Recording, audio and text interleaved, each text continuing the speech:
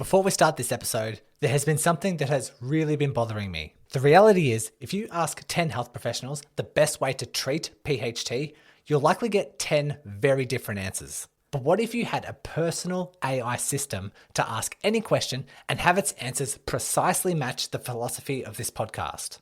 This is now possible with my new AI assistant.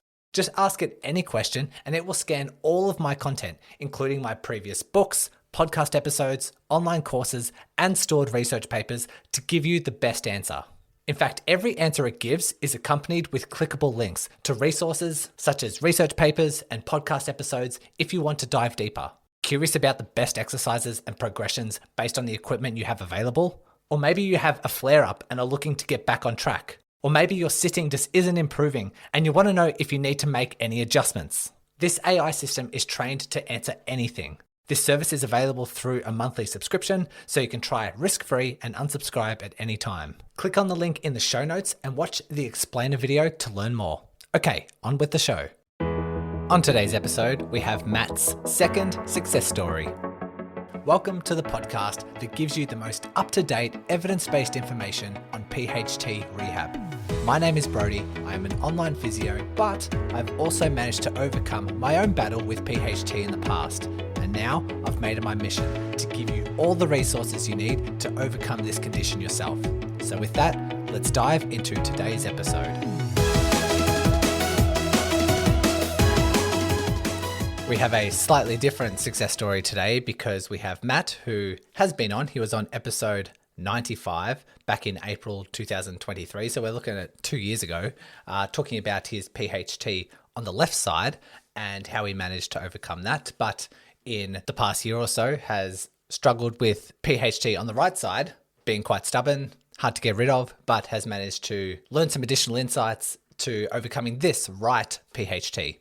And so not only is there a lot of insights to help you with your rehab, but also helps reflect on the reality that totally eradicating PHT and getting rid of it for good is a really tough endeavor. And we can learn tons of insights and we can learn from every little injury, every little setback, every little flare up to be more resilient moving forward. So you're going to love Matt's episode. If you want to listen to episode 95 before listening to this, it'll be a nice continuation. Yet listening to the first episode with Matt is not a prerequisite. So up to you. No doubt you're going to enjoy this interview. So let's take it away.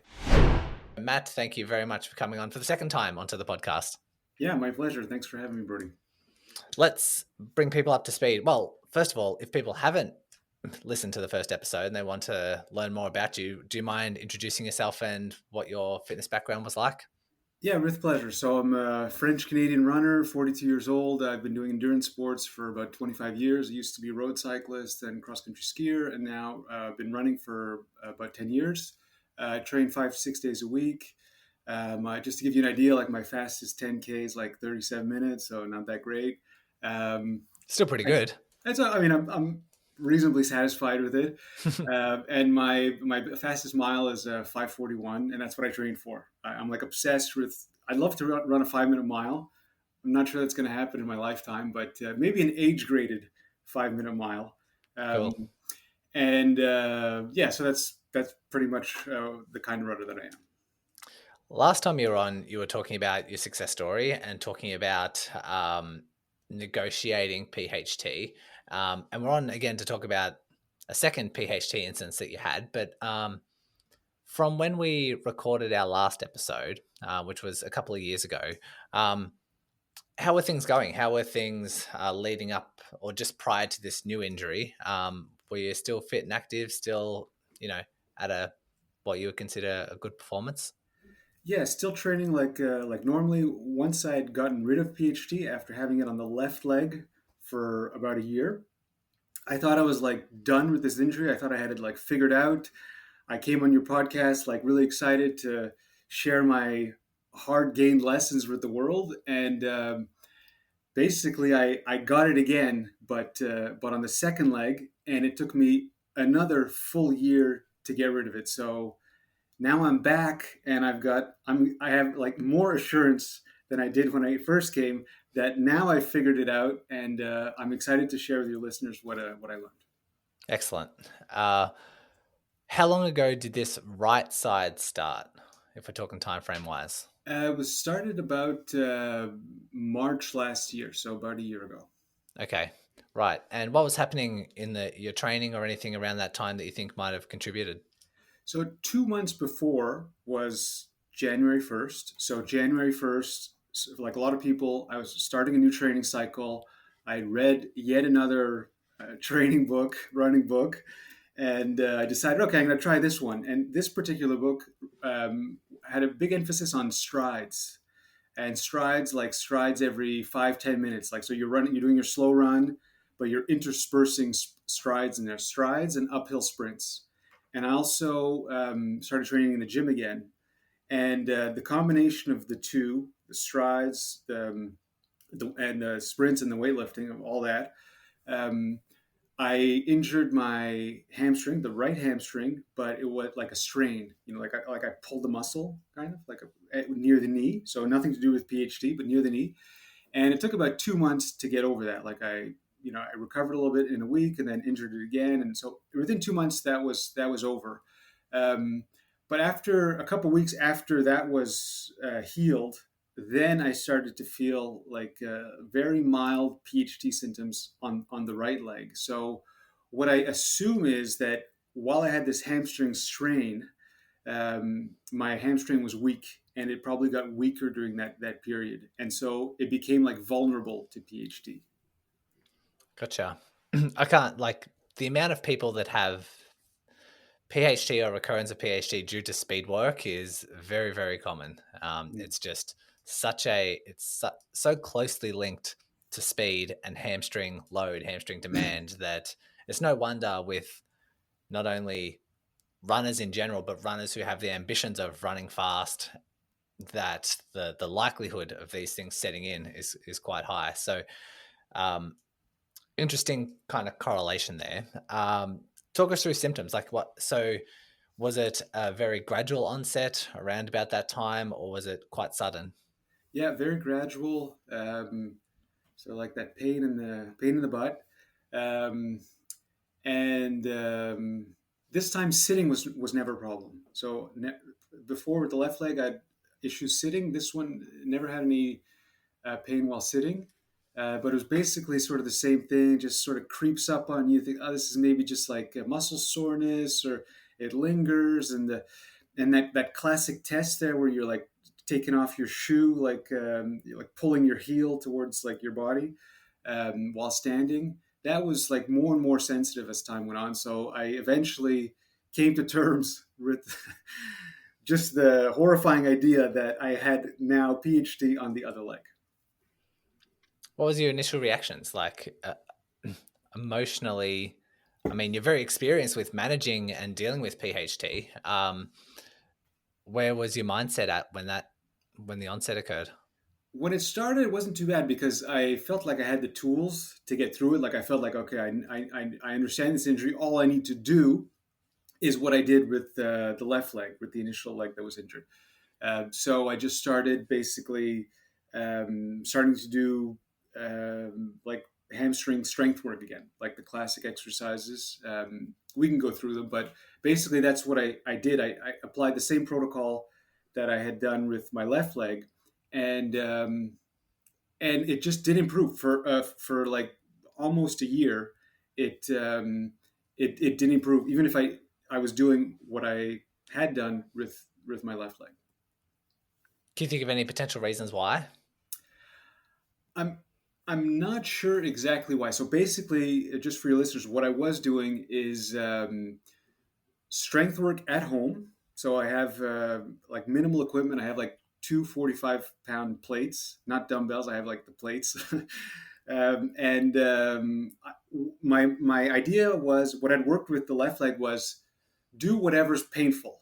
Whatever's the most painful will solicit the muscle and the tendon, I should say, in the way that it's like it needs the most strengthening. So that was like my training principle. So for me, what hurt the most was single-legged deadlifts. So I did single-legged deadlifts. I did an exercise. I did like you're like in a bridge, and then you slide one leg out. I don't know if that's clear Hamstring for you. sliders, yeah, I would usually call them. Yep. Hamstring sliders, and then maybe hamstring gliders. So you're like standing with like a plate, like something gliding underneath your leg, and then you glide back like a backward lunge, and then hike yourself back with the standing leg. So Yeah, so that hamstring, kind of would be like similar to a backwards lunge, but you're just yeah, sliding instead of stepping. yeah, exactly, yeah. That I did like the equivalent of like a bird dog with like elastic bands, so like pushing my leg back while I'm like on all fours. Otherwise, a hip extension, standing hip extension. So I'm just standing on both feet. I've got a band around both feet, and I pull the leg backwards.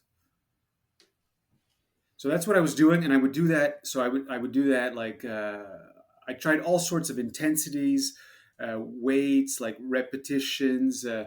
I tried it every day at one point to get that numbing effect. I really like that. Like when I would do it, I would feel it less during the day, so that would help me like get just like go run and be annoyed by it less.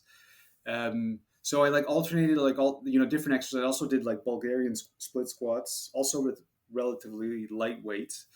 Um, so I did that, and whatever hurt the most, I would do, and I I was able to manage it well. Um, so I think maybe this would have worked maybe for me if I was like at a like really injured, like if I had like a like if I had a lot of symptoms, but I was like at a 1 to 2 on 10 basically the entire time. Like I was able to keep running, I was able to keep training relatively normally, but with this constant soreness. So I wasn't able to like shake it off completely. It was like the last inch, the last bit that I just couldn't achieve with that program. So when you first got this injury, was the pain higher than a 1 to 2? And that's the 1 to 2 is the best it got? No, it basically stayed, or it like stayed around there because I think because I had experienced it before, I knew how to like manage it. So for running, what helped me for running is running uphill. I think for some people, running uphill is worse. For me, is like almost symptom free running uphill. So I could do intervals running uphill. So whenever it was like I would feel like symptoms creeping up, I'd run uphill, or I have a really geeky piece of equipment called an elliptigo, which is amazing. It's like an elliptical machine but on wheels. Highly recommend it. So I really enjoy it. So I would do that, and I would have less symptoms with that, but never like zero. I tried resting, like between like training cycles. I took like 1 or 2 weeks off, and that didn't make it better. In fact, that I think made it worse. So there's like the downward spiral there that you often talk about. So I felt like I tried everything, and I was desperate, and I was like this close to reaching out to you, like Brody, help! I don't know what I can do anymore. And finally, I tried something, and that worked. Gotcha. And that was after 12 months of just trying different weights, different frequencies, different intensities, and all that sort of stuff. Yeah, exactly. So about maybe 9 to 10 months of basically, lots of different hamstring exercises at home and targeting what hurt, the exercise that hurt the most. I would do those. Would would symptoms fluctuate much with running or fluctuate much with like heavy strength exercises or anything like that? They would fluctuate. Like some weeks it would be less. It'd be like, I think it's almost gone, and then it would come back and a little bit more. So it would fluctuate between 0 and 2, I would say, two Okay. on 10. Yeah. So if you had like a longer run or a faster run or something like that, it wouldn't be worse off the next day. It could be, yeah. Like depending on the training that I did, it could be like better or worse the next day. Okay. Yeah. Just not getting completely better. So Yeah, you're sort of managing it enough to be exactly. Yeah, completely like very subtle, but yet just not 100%. yeah, exactly. Yeah. Okay. Gotcha. And so what changed? What adjustments did you make in your rehab plan to start seeing improvements? So again, end of the year, so New Year's resolution. I decided, okay, I'm gonna get back in the gym. I'm gonna get back in the gym, not necessarily for this, for PHT, but just like in general. I'm gonna reintroduce strength training into my program, and I'm gonna go on start a new training cycle. So I started going to the gym, and I decided, okay, I got to shake things up with my approach to managing PHT. So I'm going to focus less on painful movements, and I'm gonna try like a kitchen sink approach. I'm gonna try like a whole bunch of different things, but full body. So like with emphasis on the lower leg, but basically like your classic um, full body runner's strength program. So I would go to the gym, and I would run before. So I'd do my run workout before, and then on a treadmill, and then I would do weights, and I would try to get out of there within 30 to 35 minutes. So like 30 to 35 minutes of strength training after my run workout. And I would do that twice a week. And in order to get as much variety as possible, um, I would only do one set of all the exercises. So like one good set, like one set to like near failure. Some exercise I would do like one warm up, like easy warm up set, like the deadlift, and like power exercises. I would do like one quick sort of warm up set, but the rest just one set, a big variety. So I'd be able to squeeze in about 15 exercises, and those 15 exercises, I selected them out of a bank of maybe 20 to 25 exercises that I have in my head, or a list of exercises that I have. And I would just cycle through them and do about 15 of those 20 to 25 every time I would go to the gym. So twice a week. How strong were you prior to starting going back into the gym? Because you were doing some strength at home, and you said you were doing your single leg deadlifts and that sort of stuff. How heavy were you lifting at home? At home, um, at home, it's like I was doing a lot of like eccentric stuff. I So it wasn't like heavy weights, but it felt like there was a lot of resistance, but a lot of it was eccentric. Um, I also did. I bought a sled, so that's something like I have fun with. Like I push and pull like the sled, so I was doing that as like sort of general strength work. But I was doing mostly like very targeted hamstring stuff, but with not with like the heavy weights. So it was like the maximum you get with like the home exercises. Like say like the hamstring glider, for example. I would do maybe like maybe 8 to 10 reps, like really slow down, but really whenever it was painful, I would like really like just drive it as much as I could, like hold it as much as I could. So even if it wasn't like big actual weights, I felt like I was still putting a lot of tension on the muscle and tendon. Yeah. Okay, gotcha. Because you did mention in our last episode that like for you, the more painful meant more effective, and so Yeah, you sort of lent into that yeah, more. Okay, exactly. Yeah. and would you say it was a similar weight and intensity when you went back into the gym? Because if you're doing one set and the rep ranges are 15, 20, 25, that sort of stuff, it seems like the overall intensity and weights would be similar. I increased the weights. So when I was in the gym, there I had access to like actual like barbells and weights and just general equipment. So I like that increased the weight. Okay. The exercises like changed, um, but it definitely increased the weight. So I would do one good set, like maybe 6 to 10 reps, depending on the exercise. So because I was in the gym, like I had access to equipment. So I was doing like, should we go through like the exercises that I was doing? Yeah, just maybe clarification because I thought you said you were going through 15, 20, 25 reps Oh no, per okay, sorry. No, exercise. I had a bank, like a pool of exercises, like Okay. a selection of like 15 to 20, sorry, like 20 to 25 exercises. And each time I would go to the gym, I would select like 15 out of that pool or bank of 20 to 25 exercises and just cycle through them. Where'd you get those exercises from? I guess just like with time, like just what I felt was like most, I guess, running specific. What Okay. I felt like were like like the fundamentals. I would say like the Yep. fundamentals. Okay. And where'd you get the idea to do one set of 15 odd exercises? That was mostly for. I know that's not like the classic approach. It's generally like do your 2 to 3 sets, and I wanted to do this. I wanted to keep it short, like between 30 and 35 minutes, and I wanted to do something that gave me the biggest bang for my buck. And I didn't want to like come back to the gym like the double 2 workouts a day. Those years are over. Like I'm not doing that anymore. I have a son now. Like I'm not doing that anymore.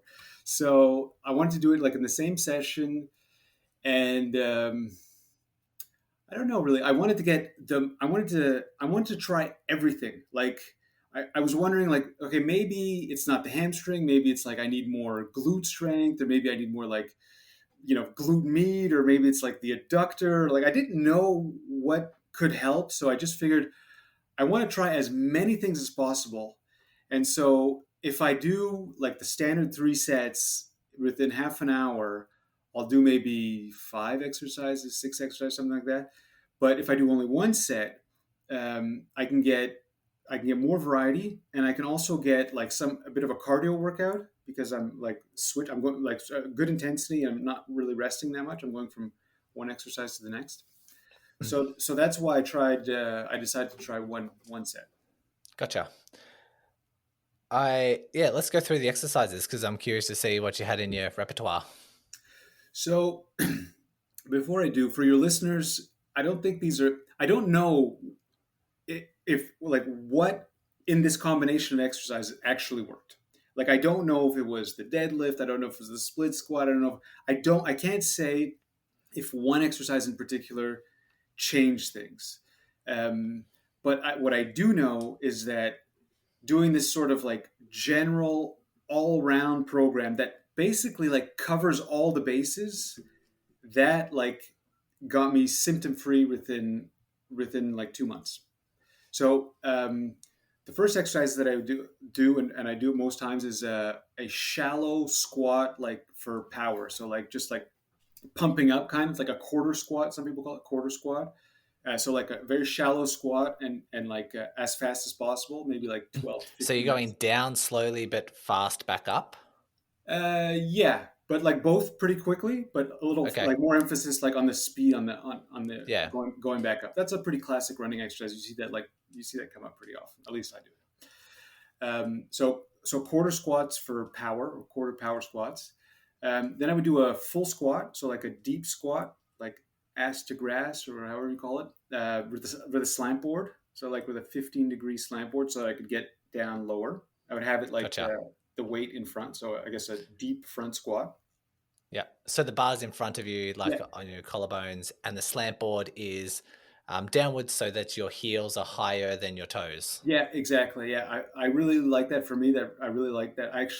I bought the slant board and donated to my gym because I really like doing like that's the only way I can get a good feeling doing a deep squat. So um, full squat with or deep squat with a slant board. Then a sumo deadlift. So I don't do the regular deadlift. I don't know if it's because my physiology, like I have long femurs or something, but I just feel more comfortable with the sumo deadlift. Like Can you explain the sumo for those who sumo aren't is like familiar? you imagine the classic sumo position, like their legs sort of like a little bit wider than shoulder width apart, and they're like a little bit pointing towards the outside. I sometimes point them a little bit like straighter than an actual sumo. So, but just a wide stance. You could call it a wide stance deadlift. Yeah. So With your knees and toes kind of pointing outwards, externally rotated, yeah, exactly, but just somewhat like a slightly. 45 degrees. Yeah. Okay. Just slightly. Yeah. I think sometimes yeah, just slightly pointing outwards. I just feel more comfortable that way, and I don't know with the deadlift. Yeah, I just feel more comfortable. I lift more, and I think if my gym had, I think it's called a hex bar. I think I would be able to do that. But something about the deadlift, I just prefer the sumo stance. Gotcha. Yep. Next, Bulgarian split squat. So that's I'm sure your listeners are familiar with that one. I find For that those who one. aren't familiar, let's go. So it's like a squat with your rear foot, your rear leg elevated onto like a chair or a bench or a box or something. And then you're just going down into a lunge position, coming back up. Yeah. So that one really there's something about it, like in the end range moment when I'm almost fully standing, there's something about that one that feels like that really targets the like the PHT area like really well, at least for me, like at the top range of the movement once I'm almost standing fully straight. So Bulgarian Gotcha. school squat, and then the classic hamstring curl machine. Yep. Is that lying on your stomach or Yeah, seated? yeah, lying on the stomach. Yep. Incline back extension. Okay. Can you go through that for people So who aren't it's like familiar? that machine that's like it's hard to describe. It's just like basically something that's like diagonal, and then your hips or the front of your thighs are like against like a pad, and then you would like dip your head down to the floor and then raise back up. Yep. If anyone wants to Google like a lower back hyperextension strengthening, that would come up.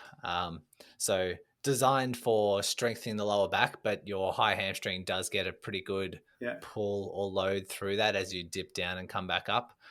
Did you notice any symptoms when were doing that exercise? Yeah, I noticed that one really like worked my like hamstring and like and glutes as well. Yeah. Yeah, I think it would depend slightly where that pad, how high that pad goes up your leg, hip crease. yeah, From my experience, because I've done this a bit in the past, if the pads are slightly higher, you you do work your lower back a little bit more. okay, I mainly did it for lower back strengthening, and all right, so um, that tended to help me. But yeah, if the pads are sort of, I guess, like higher or just like high thigh, then yeah, your hamstrings would need to be recruited to pull you back up. So you can have slight variations based on the purpose. So I did that one. So incline back extension. Then I did. I don't know why I did this, but I did like a homemade. This is a homemade one. It's on a leg press machine. So like a horizontal leg press machine, not the one where the like that's like where your feet are high up. Yeah. So a horizontal leg press machine, but instead of sitting on it, I would be on, like on all fours, like sort of the bird dog position, and I would just kick my leg out like a bird dog. So a bird dog on a leg press machine. Yeah. Gotcha. Some people might, I don't know, they could maybe Google like called a scooter. I think some people can do it, not necessarily in 4 point kneeling, but like standing, single leg standing, and then kicking back against the leg press machine, depending on the setup. But if someone Googles like a scooter, maybe that can pop up. But hopefully, most people are familiar with, well, can paint a picture of what you're explaining. I think some gyms have like specifically like they have glute machines where you sort of like kick back. Yeah, So sort of in that spirit, something like where I could do like the bird dog movement with weight. gotcha. Okay, what's next? Then I would cycle through one glute med exercise. So there's like the whole bunch, like the classic ones. Like we have a band and you're like monster walking or Sidestepping, yeah, against sidestepping, resistance. hip airplane. I really like. I find that one like really does something different to me. The hip airplane, and Can I you could explain feel that? something. Do you know what that is? Like it's where you're standing on one leg and your whole body is parallel to the floor, and then you open up like towards one side and then Okay, close back. Hip yeah. airplane. So if you're looking at like if you're standing on the left leg, your right hip is traveling up towards the ceiling. Yeah, Gotcha. yeah. They're tough to describe. I mean, you're very good at it. It's tough to like describe these exercises. So a glute med exercise. So lots of hip airplanes. The standard like crab. Crab walks or Yes, clamshells. yeah, exact clamshells. As just cycling through different ones. One adductor exercise. So the Copenhagen. I don't know why it's called like that. I don't know I what don't know either. what's the relationship with this city. So Yeah. so Copenhagen I would do a lot, or just like pulling a band like towards the inside. um, I would then do a hip flexor exercise, so different ones, just pulling a band or pulling a kettlebell like while standing. These probably don't have anything to do with the PhD, but I would just throw them in there. And then I would do a calf exercise. So, different kinds of calf exercise. I don't think also that really helped with the PhD, but I wanted to have something like sort of balanced. Gotcha.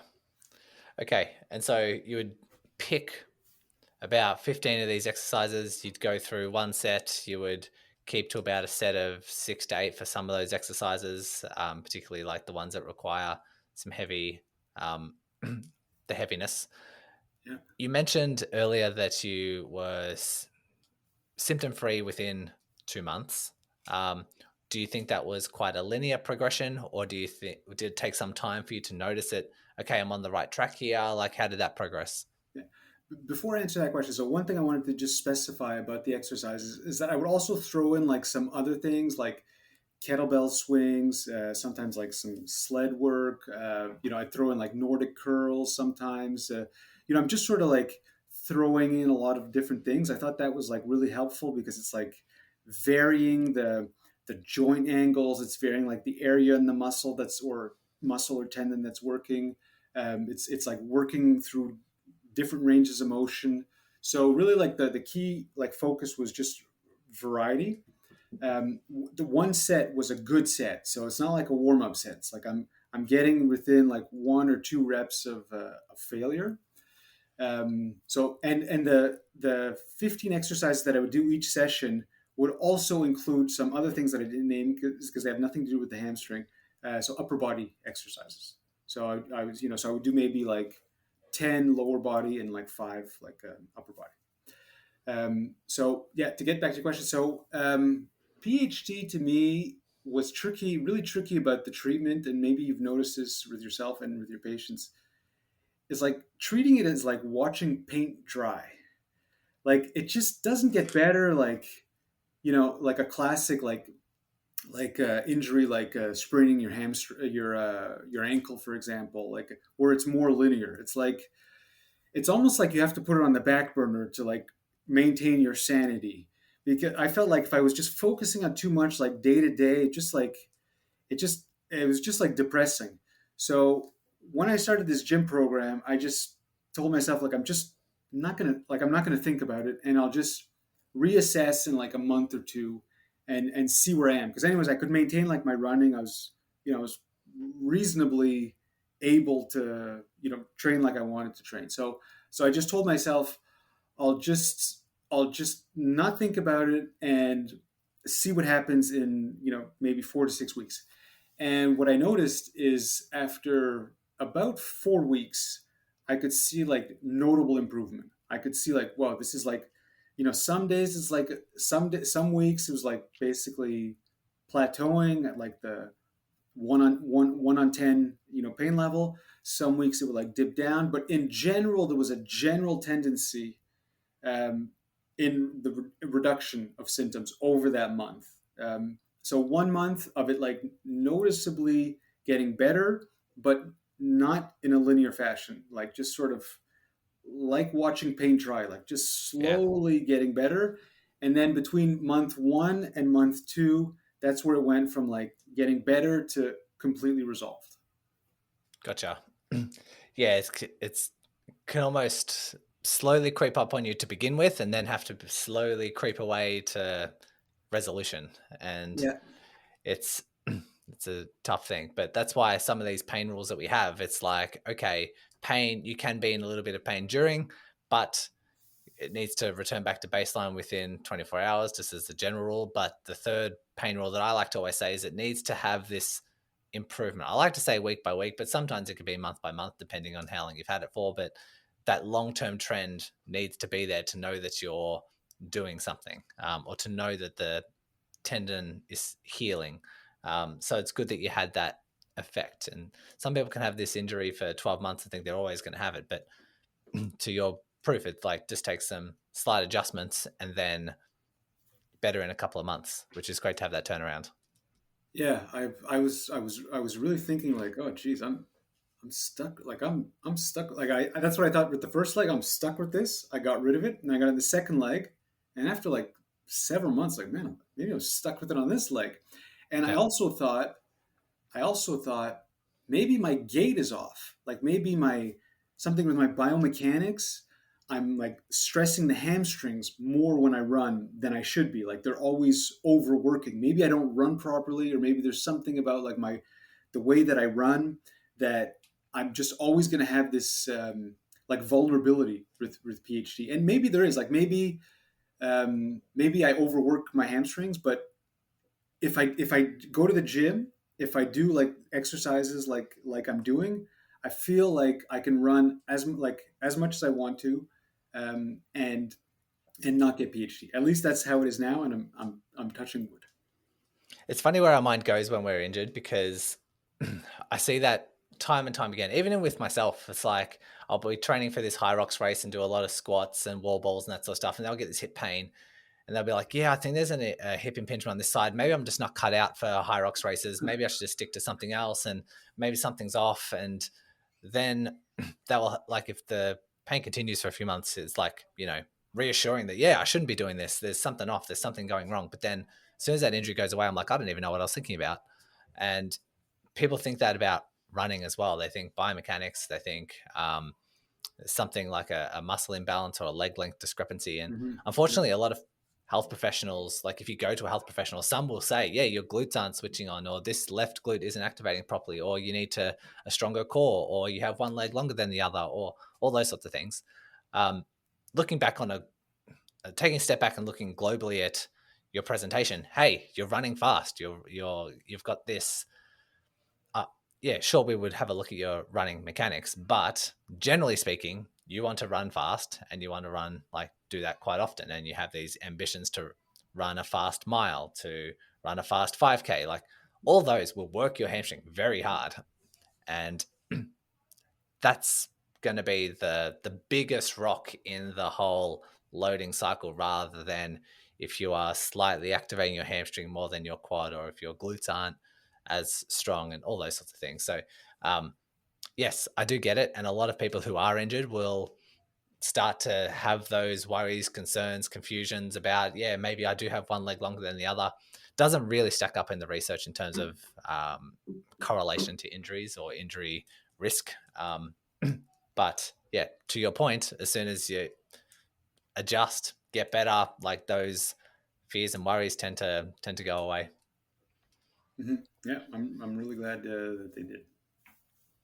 What's a bit what I like with the rehab side of things is trying to keep to one variable at a time. And the frustrating thing about this success story is there's a ton of variables, as you've mentioned. Like, it's important that we talk about these things, but there was a few changes to your rehab that I think is worth highlighting. And like we say, we're never going to know what was the one component or multiple components that led to this, resolving. But yes, things did start getting slightly heavier in the gym. You were pushing very close to or like 1 to 2 reps away from failure. So that is a stark difference to the load that you were doing at home. So we could say that the heavier load might have something to do with it. The changes of exercises might have something to do with it. But the other thing that you mentioned was you were running before the loading for about, was it 25 to 30 minutes or something like that? Running like a regular workout, so like maybe 45-50 minutes. Yeah. Um, I recently released a podcast episode with Keith Barr. I'm not sure. Have you listened to that episode? No, not yet. Okay, you might be interested to this one. So, like, when it comes to what he was explaining is with the tendon, there's a certain portion of that tendon that's undergoing that tendinopathy that has this reaction. The collagen fibers are getting a bit screwed up, Yeah. and scar formation starts to develop. Um, and the tendon wants to protect itself and doesn't want more damage. And so what it does is this component called stress shielding. And if you were to load up the tendon, all the load goes straight through the healthy portion and totally bypasses the affected portion Oh, that has all that's those really like interesting. mixed up collagen stuff. So that he calls that stress shielding. And if it's a strong sort of component, it goes straight through it, and that scar tissue never heals because it's just being directly bypassed. And in fact, it starts to get worse because tendons like load. And if it keeps getting bypassed, then it just keeps getting worse. However, what he was mentioning is if we can find a way to fatigue certain portions of that strong tendon, it's starting to slack off a little bit, and we can start exposing a bit of load through that scar tendon, and it starts getting the right signals. It starts like, oh, this is load that I haven't experienced for quite some time. And it starts to send the signals of these are the directions of the collagen fibers that I need to realign with because it's in the direction of the load.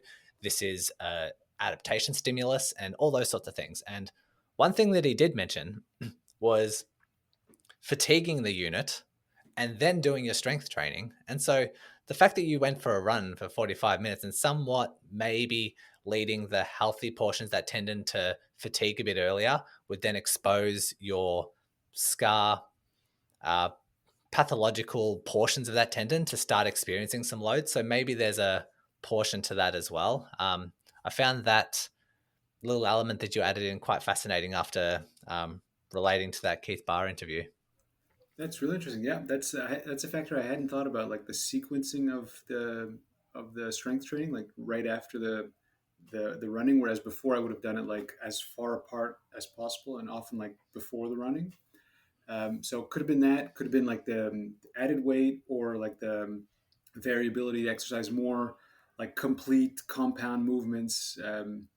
So yeah, I'm not sure exactly what it was that tipped the scale, but it was like it was so black and white, like as like so black and white that that was it. And the way I feel now, like it completely shifted things. Just basically going to the gym, 30 minutes after a run workout, kitchen sink approach, as many exercises as possible within those 30 minutes, twice a week. That did it for me. Excellent. Okay, so we've gone through 2 rounds of PHT now. Based on this second bout, is there anything you would have changed in hindsight? I just would have gone to the gym sooner. I would have stopped doing the exercises at home. I would have stopped focusing strictly on like the painful movements. I would have started doing heavier weights, more complete exercises, not just the painful movements, but like just general compound, general strength exercises. Basically, what I'm doing now. I just would have done that sooner. Yeah, like hindsight's 2020, and I think everyone would probably answer it exactly the same. But what I did like about it was that you did try to change different things. Like even though things weren't working, doing the stuff at home, like you said, you tried. Oh, let me try resting. Oh, let me try some like bumping up the intensities. Let me try the different frequencies. Like you were still experimenting because Yeah, one thing I like get frustrated with is someone trying something the same thing for 12 months not getting yeah. any better for the 12 months and then wondering why things haven't changed. Mm. But to your point, you had tried to make some adjustments. It's just we Yeah. finally made the right adjustment. It just took 12 months to do so. Yeah, I think one of the reasons why I was like sticking with what I was doing for so long is because I had a success story. Like I talked Gotcha. about on this podcast. Like I had proof that something worked. So I was sort of sticking with that for too long, I think. And Gotcha. and otherwise, I think I would have switched things up earlier. Yeah. Any final takeaways or any messages for someone who might be struggling with PHT that you think might be helpful? Um, I hope that anyone out there who's got this sort of like mild, manageable, but persistent case of PHT, like 1 to 2 on 10 in terms of pain, and that's having trouble shaking it off. Um, I hope that the if there's any listeners who are experiencing that right now, just my message would be like keep hope, like the to get back to zero, like it's there, it's possible, and it might be just around the corner. What worked for me was a general strength training program at the gym, reasonably heavy weights, twice a week, um, with like the fundamental compound movements, deadlifts, squats, like the main like mainstays of classic running programs. Um, so I'm really excited to be able to share it, and I hope like it's helpful for your listeners. There's one thing maybe I wanted to add as well is about uh, 8 months ago. So while I had PhD, I decided to also change up my training. I think I was getting bored in general. Polarized training, like just the training that everyone does now. In my like from my understanding, like slow running, peppered with like some twice a week like intervals, or the classic polarized training that everyone's doing. was starting to like eat away at me. Like the slow runs, just so boring. And then when you do the hard intervals, like you're just cooked, and they're no fun because they're just like always like really hard. So it's like the really hard and really slow. I just got really bored of that. I've been doing that for like 10 years, and I did that before in other sports as well. So I came across a book called The Easy Interval Method. Have you ever heard about it? I have, yeah. Yeah, you heard about it. So I don't. I'm not here to promote this book, but um, I decided to give it a try. And basically, this book, it's like light intervals every day. It's like instead of going like a 9 on 10 in terms of like the difficulty, you're more like a 6 or 7, but you're doing it every day. So every time there's no more slow running. Every day you're doing light intervals. So from 100, 200, 400 to 1,000 meters, and you're going slower in those intervals than you would like in the classic polarized approach. But you're going from like 800-meter speed, like 800-meter pace for the 100-meter intervals, all the way up to like half marathon pace for the longer 1,000-meter intervals. So you're doing basically like slight speed work at every session. So I started that about 9 months ago, and I'm still doing it now, and I have no PHT symptoms. So the reason I'm mentioning it is because I think a lot of people who have PHT like tend to stay away from speed work, and because that's where you get the most symptoms, I think, at least from my experience and from what I've heard. So I'm on this program now, doing speed work, light speed work every single day, and I'm able to do that symptom free because of the strength training work that I'm doing. So I'm stoked about that, and I think my last like the last realization I like to share. Um, it's a personal opinion, but I think running makes you weak. Like I think we think it like makes you strong, but in my opinion, it makes you weak in a way. And if you want to run well and not be injury prone, there's like no substitute for the gym. I'm gonna keep going to the gym for the rest of my life now. If I stop, I know like PHD or some other like tendon injury is like around the corner. So that's like I think my main takeaway, my main like lesson from the last 12 months. The gym, strength work in complement to running is a non-negotiable, at least for me. Okay, well said. Um, I think like going back to the start of this conversation when you with you had PHT on the left side and you're like, yep, I've got this, I've got rid of this for good. And then you've got PHT on the right side and you're just like really frustrated, being like, am I going to have this forever? Like, um, I think it's useful to finish with a bit of like expectations about injuries and how like runners themselves should like move forward, like what mentality we should have, because I constantly hear people being like, I just want to get rid of PHT, I just want to eradicate it from my life, never to come back, and I just want to be injury free and like those sorts of things. And that's great. It's a great goal to have, a great thing to implement, to sort of focus towards. However, realistically, if you want to run fast, if you want to run a fast mile, 5K, half marathon, full marathon, like you're going to be stressing your body. And sometimes you might just nudge into an overloaded state. And sometimes those symptoms come back. And if we have these ambitions to better ourselves and continue triggering adaptation and keep going, every now and then we're going to fall across that overloaded line and symptoms might come back. And so what I usually have for as a realistic expectation for some is we want to, if there are some signs that injuries emerging, we catch it really early and we have a slight adjustment to your training plan and then move forward without a loss of fitness. I think where some people go wrong is there's a slight sensation or early signs of symptoms. They ignore it, they keep training, it gets worse, and then they have to take a huge reduction in their training volume or like start making big sacrifices, big restrictions in order to overcome this injury. What we want to do is have these really subtle adjustments, slight dialing back, slightly dialing up, dialing back, dialing up based on how symptoms are emerging and we're catching them really early so that over the 5-10 year span, we haven't really lost fitness. We continue to build up, we continue to build up capacity and function, listening to our body along the way rather than people just going through these big boom bust cycles. And being really harsh on themselves. And if these injuries keep coming back, being like, oh, am I ever going to get rid of this? I want this gone for the rest of my life. I never want to experience it again. What am I doing wrong? I think mentally it's quite hard to live those high expectations. It's hard to live with those things. And so maybe it's a bit reassuring for some people who are listening. Hey, if you are pushing yourself, if you are racing, if you're wanting to run far, run fast, like these injuries are just a part of life. We want to try to catch them early, make subtle adjustments, get back without losing fitness, get back to another training block, symptom free. That they are goals to have, but reassurance to know if it does come back, hey, it's a part of life. Let's make adjustments. Let's be resourceful and learn from that past little hiccup that we had, so we're more resilient moving forward. I think that's a good final message to finish on. Anything else you want to mention before we sign off? I've got one little thing. Oh, it's not a little thing. It's a really big thing, actually. I just want to, on behalf of the running community, I just want to say a huge thank you to you for everything that you're doing. This podcast you have, like, what an amazing resource. Like, there are tons. You go to see at the average physio, and they have no clue what you have.